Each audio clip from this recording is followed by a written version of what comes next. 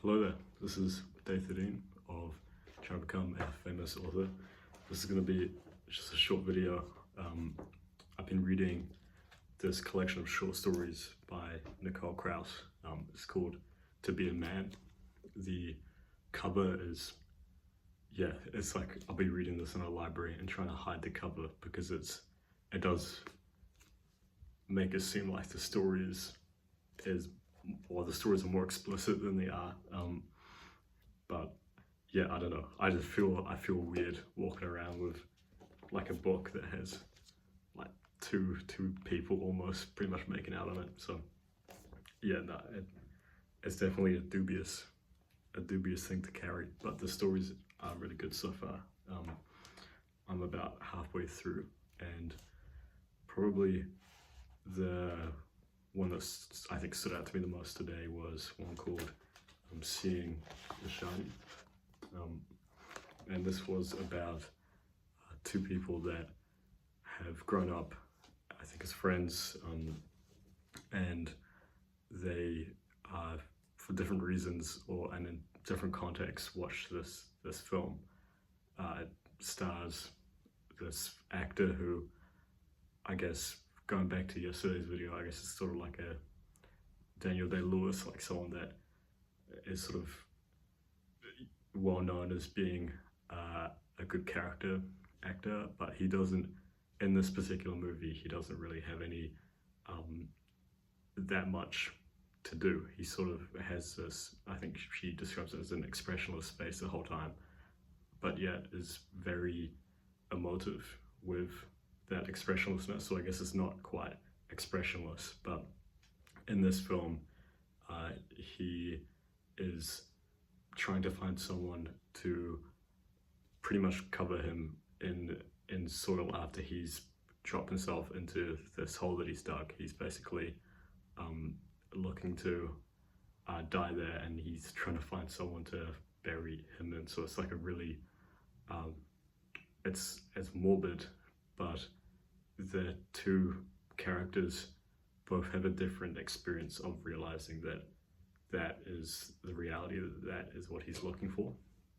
And when it dawns on them, it, for both of the characters, has a pretty significant impact on their lives.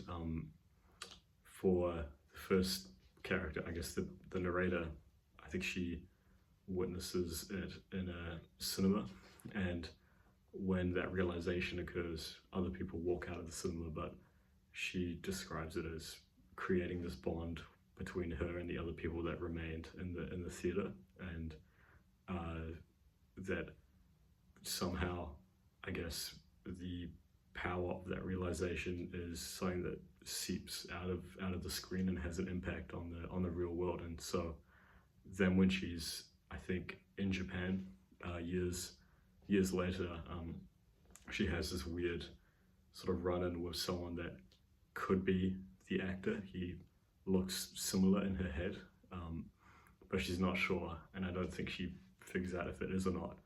But she goes to her friend and sort of says how she had that interaction with someone that could have been this actor from the film that sort of changed her course or left this really big mark on her life. And then the other character reveals that she's also had a similar experience with this movie and the realization.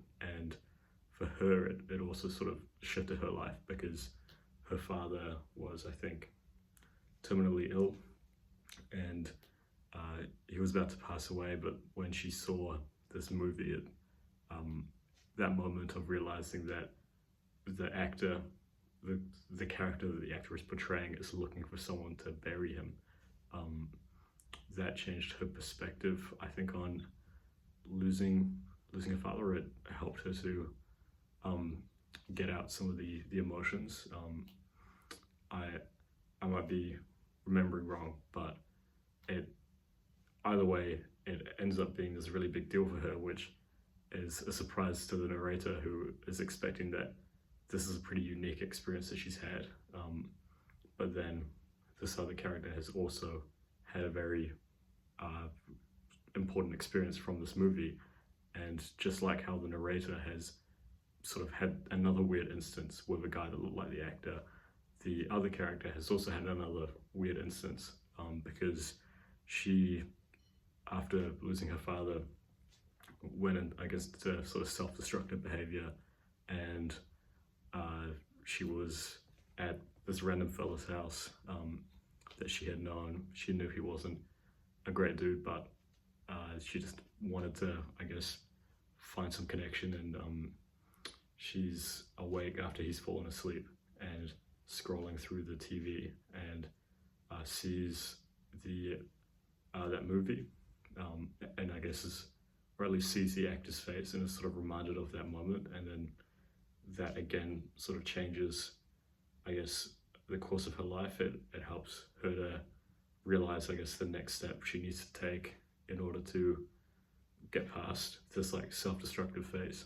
So 2 times for both characters, it has been this sort of very important moment in their lives. But yeah, I think that just stood out because of perhaps the impact that maybe characters can have, particularly in film, but I guess also through novels, that maybe they can have this sort of effect that comes out of the page and into the real world, but also how 2 people's experience of the same character can be very different. And for one person, it could, for example, be something that helps them move from one phase of their life to another, but for someone else, it can just be this instance of familiarity and proximity, and maybe helping them to feel as if a certain emotion isn't unique, or